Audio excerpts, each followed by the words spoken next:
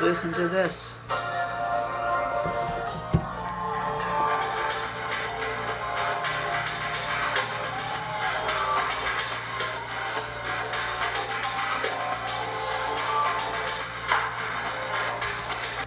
Frankie Beverly, We Are One, New Orleans Bounce. The first time I heard that song was in New Orleans at the Super Bowl many years ago. Had my little lovebird, actually two at the time. We were outside of the stadium. You know, you go over the railroad tracks, and on the left there's Whitney Bank, and there's a big atrium or opening. And someone started this song, and then all of a sudden, like, how did they all know? They're all dancing to the same. And then I figured it must be like country line dancing. I'm going to find that song. But I jumped in with them. I just moved around. You know, I had no idea. But it was a peak moment in my life. It was an experience. The energy of all the people right outside of a Super Bowl. And I found it yesterday. I kept on looking, but I've also looked for some of my old college songs. I don't even know who the artists are. And I found it as a line dance. I have a challenge for you. You ought to get a whole bunch of people on Zoom, get big classes, get a screen, and have hundreds of people do this dance together. I'll practice for a month. Do it like December 1st on a Friday evening, and inspire the community of New Orleans, sorry. Inspire them once again to know that they're connected. I know it's an old dance, but for me, oh, I love it. So, happy Halloween, it's getting close. I grew up with my best friend Carol McCarthy, and her father was a policeman and then the police chief. And because of that, I have some of the best Halloween stories you can imagine, and they all are based on real stories. Mac would come home on his lunch break, and he lived in the precinct in which, you know, he would go on calls. And so he would come home and just casually be talking to his wife. Oh, you wouldn't believe what. But we were in earshot. I mean, I would have nightmares, and he would talk about the house, and I knew that's the White House with the long front drive. So here's a story. It's a couple, and they have a young son, and the son, they get in a fight, and he just clobbers his father in the house, and the mother gets so frightened, she's running out of the front door, and he kills her. She's laying dead on the driveway, or on there's a porch and then a landing, and she's running, and he kills her there. She's on the ground, and the neighbors call, and the police show up, and the kid has gone back into the house, and so the police are going to have to, you know, break in. He won't answer, and so boom, they break in the house, and they're looking, and they get their guns, and someone hears at the closet a little bit of sound, like he's moving around. He's in the closet.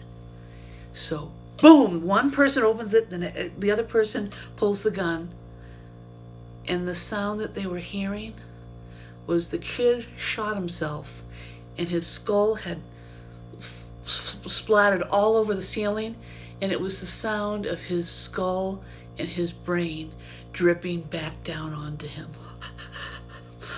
I have lots of those. And my favorite Halloween was in Klamath Falls. I was an air traffic controller there, Larson Air Force Base, Big Bend Community College. Japan Airlines had all their training there, 747s. And I volunteered at the haunted house on the military base. Oh, it was so good. Like, they had Christine in just the front of a house on tracks, and you were against a wall, and as you went by, then the lights would go on, and it would come after, you know, but it was safety, but you thought you were going to get smashed in between the wall. And at the end, they had a complaints department, and it was a bench, and you have any complaints? Yeah, that sucked, or whatever. And from below the table, this guy had come up with a chainsaw, and start chasing after him. They would run all the way into the parking lot. I don't know. It was, and the chainsaw didn't have any, you know, you couldn't cut anyone, but it did exit with stairs. And I just thought it's amazing someone didn't break an arm. So I hope everyone else is getting excited for Halloween. Happy Halloween, trick or treat. I don't know. Certainly no one's going out this year. I gave away king-size candy bars in my neighborhood, and I knew kids would come back, they'd change. One year I had a collection of Beanie Babies, all brand new, a big chest of them, and I was done. And so each kid got to choose a Beanie Baby and a full-size candy bar. I like to be the man on the block. Okay, so I have to be quick. Quit copying me. Ish, ish, ha, ha. Good morning, good afternoon. Listen, I grew up with 3 sisters and a mother. You are a cakewalk for me. You actually, they say when someone, jokes with you, or what, it is the most sincere form of flattery, because what they're saying is, we know you have a good sense of humor, you can take it, and I can, but I actually enjoy it. There might be some subtle things within my background too. I'm not going to say anything though. Okay, so I'm going to discuss a few things. First of all, I have some handy helpful hints. I don't know what I'm doing. Oh, here. You know what? Oh, I wanted to comment on this. I think you and Kelly should go to an English high tea, real formal high tea, sitting around with everyone. And then just do your normal thing. And when you drink, of course, make the after sound you make. They will love it. I think they'd really think that was cool. Like my son, when we go to the museum or something, I go, touch everything, Jeffrey. They love that. So you can decide whether or not I'm being sarcastic. Here we go. I wanted to tell you about a few things that when Kelly was taking something out and you thought she was talking about her dog, there are some things that actually are multi-purpose. And I'm going to share this with you because I know a lot of people have pets. You ever seen one of these? I'm going to open it up. It is for humans, but it is definitely a doggy treat. You ever seen these? You see them at the fair. You do. Oh my God, it feels so good.